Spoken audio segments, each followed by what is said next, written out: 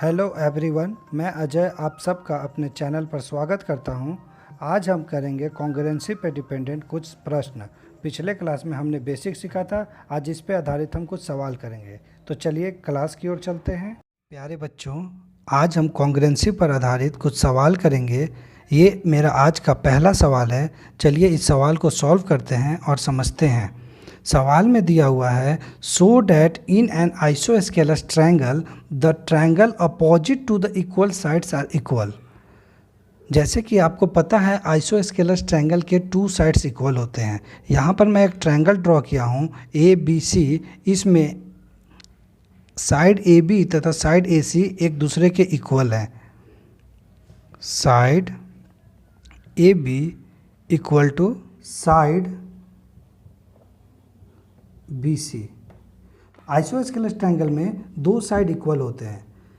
अब हमें ये प्रूफ करना है कि कोई भी आइसोस्केलस ट्रायंगल के दो इक्वल साइड हैं और इक्वल साइड्स के अपोजिट एंगल, जैसे साइड ए बी के अपोजिट एंगल सी होता है, साइड ए बी के अपोजिट एंगल सी होता है तथा साइड ए सी के अपोजिट एंगल बी होता है। तो हमें ये प्रूफ करना है कि दो इक्वल साइड्स के अपोजिट एंगल इक्वल होते हैं। इस प्रश्न को सॉल्व करने के लिए हमने ट्रायंगल ए बी सी में वर्टेक्स ए से साइड बी सी पर एक लंब डाला है जो कि डी पॉइंट पर बनता है। तो इस स्टेटमेंट को मैं मैथमेटिक्स टर्म में लिखता हूँ कि हमने ए डी परपेंडिकुलर, जब भी हम कोई साइड पर किसी वर्टेक्स से परपेंडिकुलर डालते हैं तो इसका मतलब होता है 90 डिग्री की कंस्ट्रक्शन। मतलब हमारा A D B angle 90 degree हो जाएगा तथा A D C angle 90 degree होगा। अब इस एंगल को आप ध्यान से देखिएगा तो ये दो पार्ट में टूट गया है, जिसे मैं ये दो फिगर में अलग अलग बनाया हूँ। तो यहाँ पर आप देखिए ए डी बी एक राइट एंगल ट्रायंगल है तथा ए डी सी भी एक राइट एंगल ट्रायंगल है और ये दोनों ट्रायंगल इस ट्रायंगल का पार्ट है।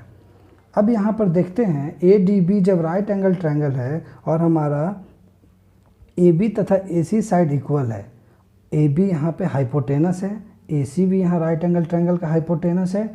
तो हम यहाँ दोनों ट्रायंगल में चलते हैं। In triangle A D B and triangle A D C, ये दोनों ट्रायंगल में आप देखिए A B equal to A C हो जाएगा, जिसे हम लोग हाइपोटेनस कहते हैं। और ये गिवन है कि आइसोस्केलस ट्रायंगल के दो साइड इक्वल हैं। अब देखिए A B equal to A C and हम सेकेंड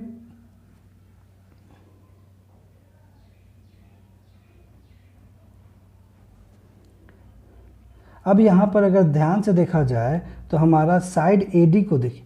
अब यहाँ पर साइड ए डी को देखिए, ए डी यहाँ पर दोनों एंगल में मौजूद है। मतलब दोनों एंगल का कॉमन साइड है और कॉमन साइड हमेशा इक्वल होते हैं। तो यहाँ पर मैं लिख सकता हूँ कि राइट एंगल ट्रायंगल के ए डी साइड इक्वल होंगे दोनों ट्रायंगल में, ठीक है, क्योंकि ये कॉमन है। ये आपको एक्सक्यूज लिखते चलना है।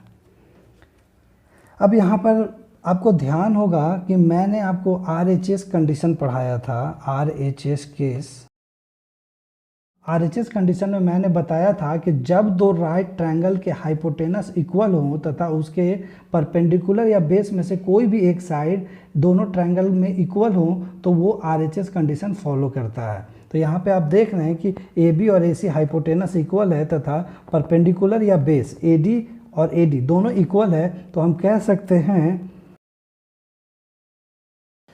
फ्रॉम RHS कॉन्ग्रुएंसी प्रॉपर्टी से triangle A D B and triangle A D C एक दूसरे के कॉन्ग्रुएंट होंगे। अब जब दो राइट एंगल ट्रायंगल या जब दो ट्रायंगल कॉन्ग्रुएंट हो जाते हैं तो मैं बताया था कि उसके तीनों साइड्स तथा तीनों एंगल इक्वल होते हैं।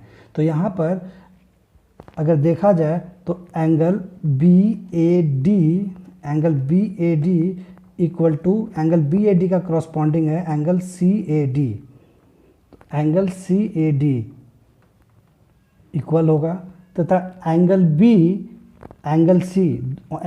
के क्रॉसपॉन्डिंग एंगल सी है तो angle B equal to angle C होगा तथा angle D equal to angle D होगा।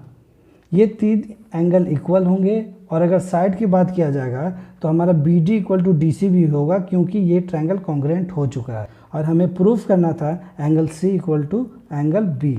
यहाँ देखिए आप ध्यान से, ये प्रूफ हो चुका है। आइए अब अगले सवाल की ओर बढ़ते हैं।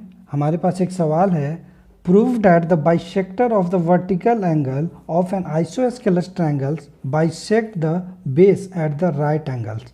पहले सवाल को समझते हैं कि किसी भी आइसोस्केलस ट्रायंगल में उसके वर्टिकल एंगल, जैसे यहाँ पे वर्टिकल एंगल ए है, यहाँ वर्टिकल एंगल बी है तथा वर्टिकल एंगल सी है, तो कोई भी वर्टिकल एंगल को अगर कोई लाइन बाइसेक्ट करती है तो वो अपने सामने वाले साइड पर परपेंडिकुलर डालती है। ये हमें प्रूफ करना है।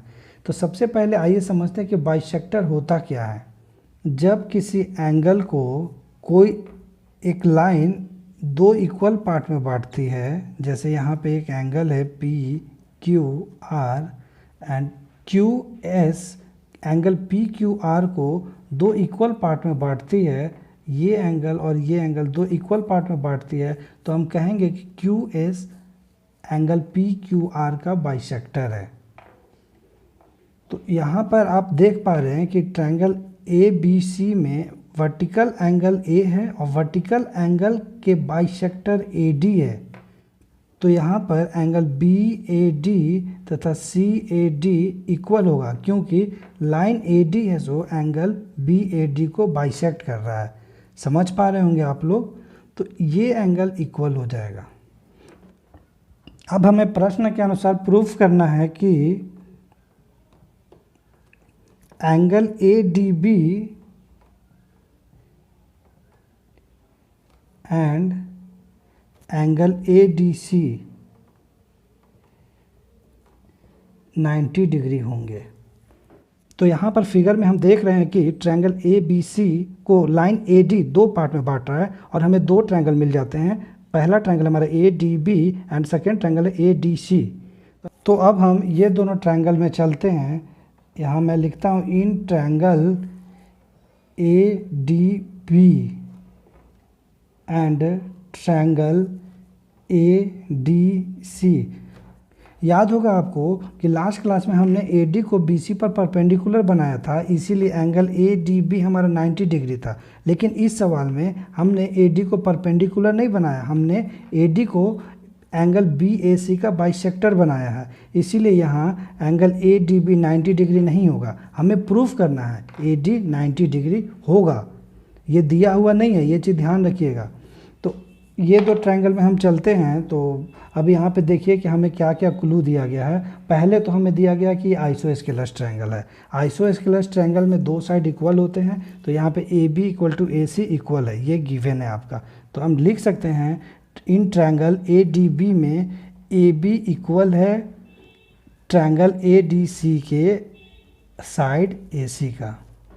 ठीक है, तो हमने यहाँ पर देखा कि ए बी और ए सी इक्वल है, क्योंकि ये आइसोस्केलस ट्रायंगल के 2 साइड्स हैं।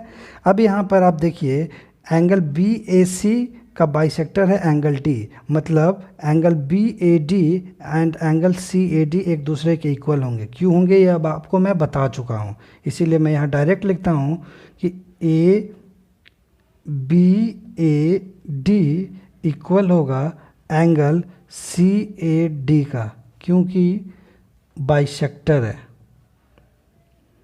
ठीक है, ये आपका गिवन है। अब हमारे पास देखिए साइड ए डी दोनों ट्रायंगल में मौजूद है। ट्रायंगल बी ए डी और ट्रायंगल सी ए डी, दोनों ट्रायंगल में हमारा ए डी कॉमन है, तो ये दोनों इक्वल होगा। तो A D equal to A D common होगा और ये इक्वल है। ठीक है, तो यहाँ पर आप देखिए कि हमारे पास 2 साइड इक्वल हो गया और एक एंगल इक्वल हो गया है। प्यारे बच्चों, ये दोनों ट्रायंगल में आप देख रहे हैं कि 2 साइड्स इक्वल हैं तथा एक एंगल इक्वल है। और जब 2 साइड्स इक्वल होते हैं और एक एंगल इक्वल होता है, तो इसके लिए हमारे पास एक केस होता है साइड एंगल साइड। याद होगा आपको, साइड एंगल साइड में मैंने आपको बताया था कि दो साइड्स के बीच में एक एंगल होगा। तो इस फिगर में हम देखते हैं कि साइड ए बी तथा ए डी के बीच में एंगल है, साइड ए सी तथा ए डी के बीच का एंगल है। तो हम कह सकते हैं कि ए से एस कंडीशन से triangle A D B congruent होगा ट्रायंगल ए डी सी के। और जब दो ट्रायंगल कॉन्ग्रुएंट होते हैं तो हमें पता है कि उसके तीनों साइड्स इक्वल होंगे तथा तीनों एंगल इक्वल होंगे। तो यहाँ पर मैं कह सकता हूँ कि angle A D B equal to होगा एंगल ए डी सी के। ठीक है, इस पॉइंट को याद रखिएगा आप। अब आप यहाँ पर देखिए ध्यान से, बी डी सी एक लीनियर लाइन है। यहाँ पे मैं इसे इस तरह से समझाऊंगा, एक फिगर में बना लेता हूँ। बी सी एक लीनियर लाइन है और यहाँ पे डी एक पॉइंट है।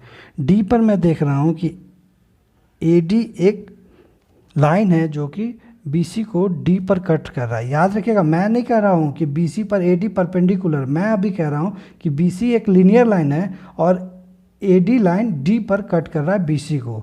और यहाँ पर आप देख रहे हैं कि एक लीनियर लाइन में दो एंगल बन रहे हैं और आपको पता है कि sum of pair of linear angle 180 degree के बराबर होता है। तो यहाँ पर मैं लिख रहा हूँ कि angle A D B plus angle A T C equal to 180 degree होगा। क्यों होगा ये आपको पता है, क्योंकि ये लीनियर पेयर हैं और लीनियर पेयर का सम 180 डिग्री होता है। अब ये दोनों एंगल इक्वल हैं तो यहाँ पे मैं ए डी बी ये लिख सकता हूँ, angle A D B plus angle A D B. मैंने ए डी सी को ए डी बी ही बना दिया क्योंकि ये दोनों इक्वल हैं। अब यहाँ हो जाएगा two angle A D B equal to 180 degree.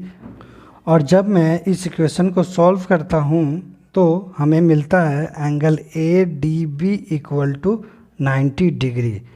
हमें प्रूफ यही करना था कि एंगल ए डी बी तथा angle A D C 90 degree होंगे। तो यहाँ पर ए डी बी हमने प्रूफ कर दिया कि ये 90 डिग्री होंगे। तो उम्मीद करता हूँ समझ में आया होगा। चलिए अब अगले सवाल की ओर बढ़ते हैं।